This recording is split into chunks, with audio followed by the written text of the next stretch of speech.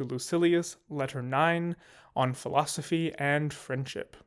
You desire to know whether Epicurus is right, when in one of his letters he rebukes those who hold that the wise man is self-sufficient and for that reason does not stand in need of friendships.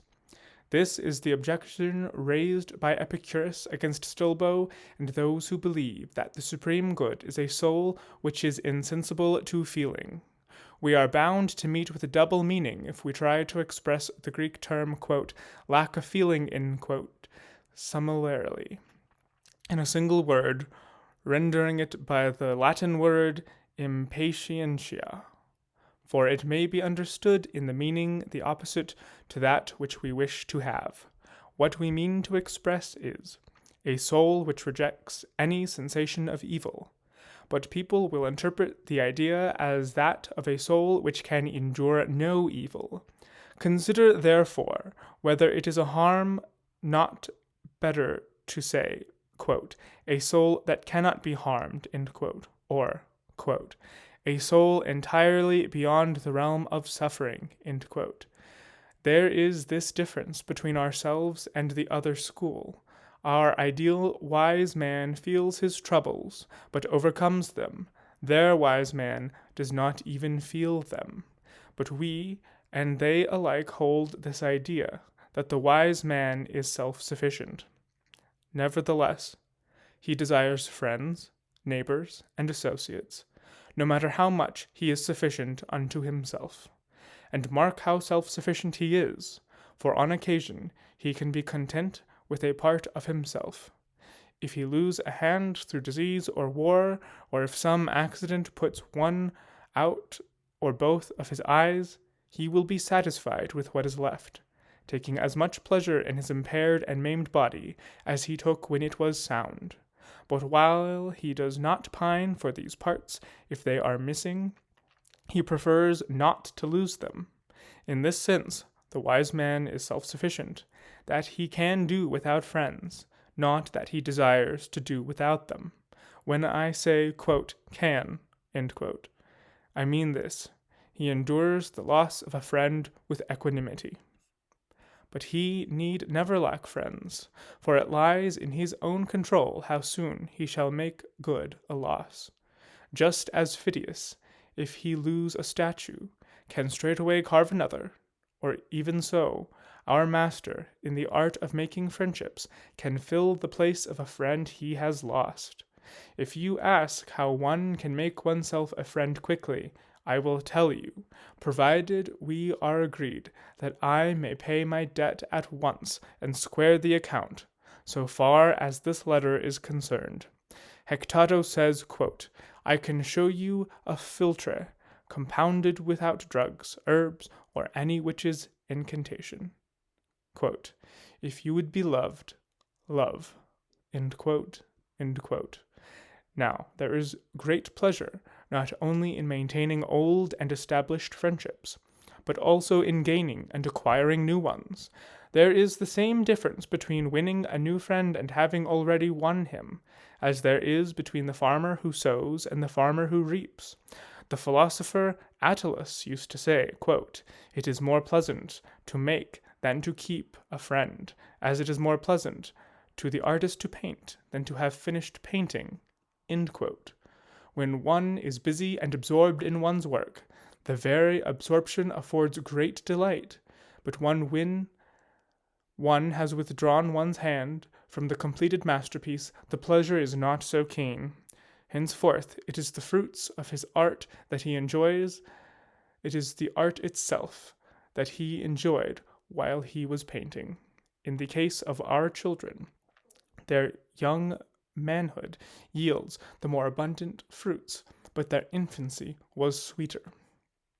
Let us now return to the question.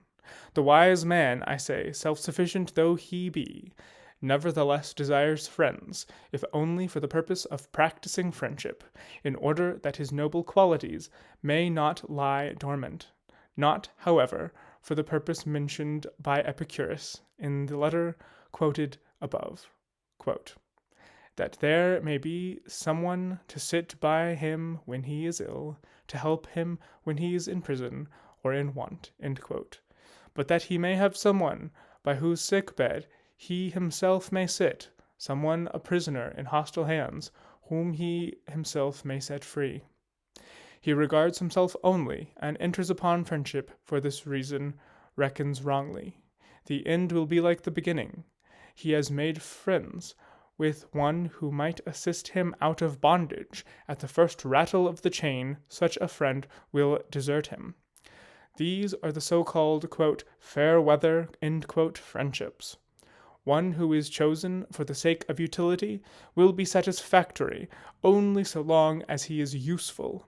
Hence, prosperous men are blockaded by troops of friends, but those who have failed stand amid vast loneliness, their friends fleeing from the very crisis which is to test their worth. Hence, also, we notice those many shameful cases of persons who, through fear, desert or betray. The beginning and the end cannot harmonize. He who begins to be your friend because it pays will also cease because it pays. A man will be attracted by some reward offered in exchange for his friendship. If he be attracted by aught in friendship other than friendship itself. For what purpose, then, do I make a man my friend? In order to have someone for whom I may die, for whom I may follow into exile, against whose death I may stake my own life, and pay the pledge too. The friendship which you portray is a bargain, and not a friendship. It regards convenience only, and looks to the results. Beyond question, the feeling of a lover has in it something akin to friendship.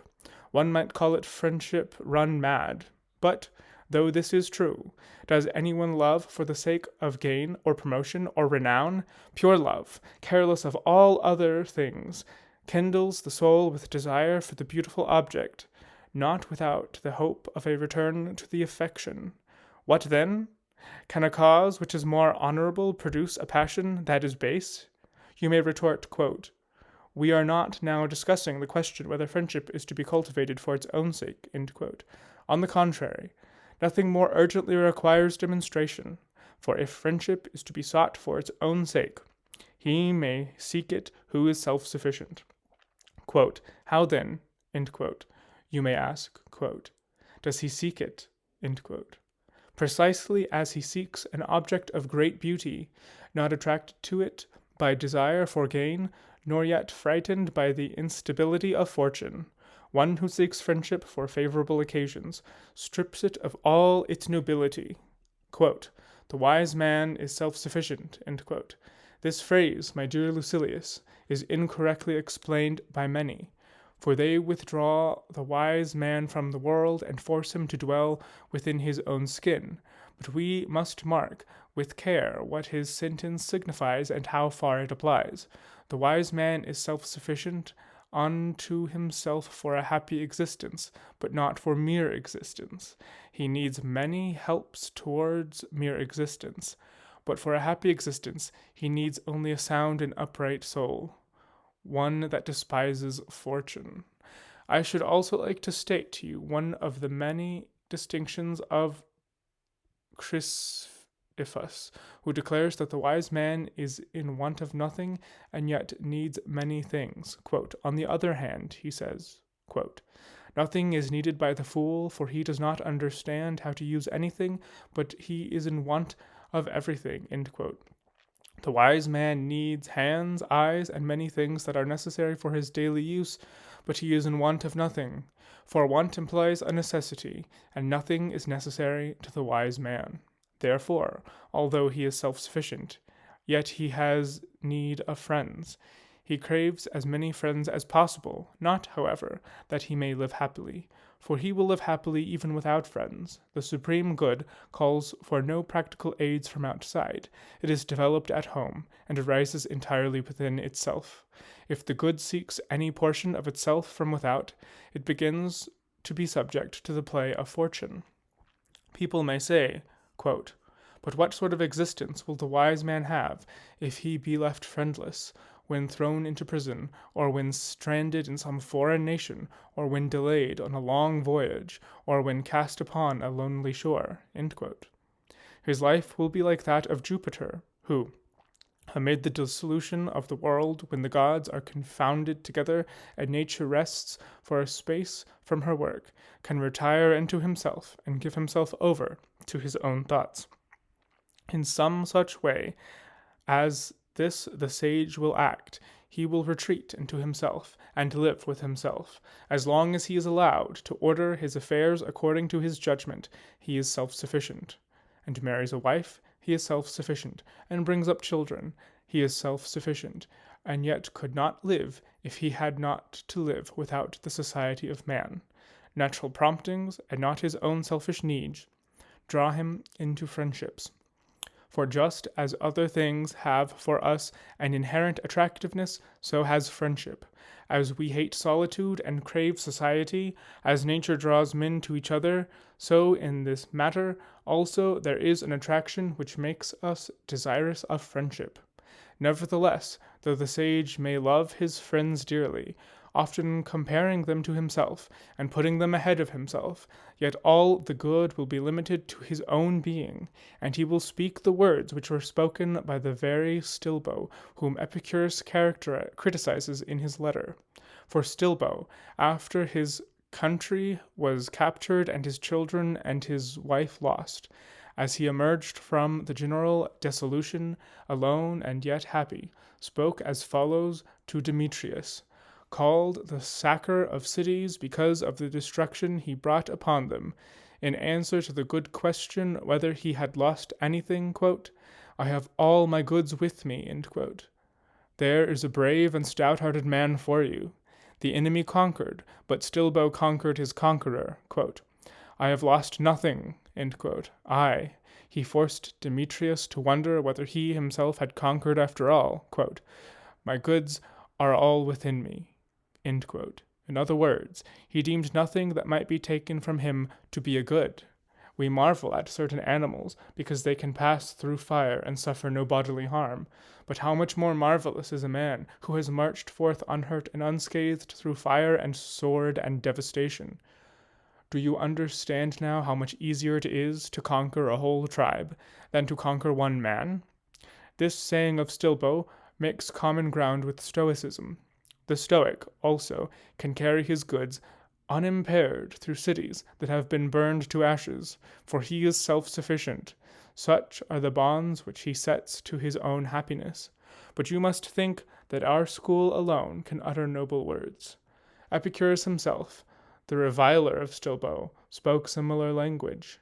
Put it down to my credit, though I have already wiped out my debt for the present day. He says, "Whoever does not regard what he has as most ample wealth is unhappy, though he be the master of the whole world." Or, if the following seems to you a more suitable phrase, for we must try to render the meaning and not the mere words, "A man may rule the world and still be unhappy if he does not feel that he is supremely happy." In order, however, that you may know that these sentiments are universal, suggested, of course, by nature, you will find in one of the comic poets this verse, "Unblessed is he who thinks himself unblessed." For what does your condition matter, if it is bad in your own eyes? You may say, "What then? If yonder man, riches are base means, and yonder man, lord of many but slave of more, shall call themselves happy, will their own opinion make them happy?" It matters not what one says, but what one feels. Also, not how one feels on one particular day, but how one feels at all times. There is no reason, however, why you should fear that this great privilege will fall into unworthy hands. Only the wise man is pleased with his own. Folly is never troubled with weariness of itself. Farewell.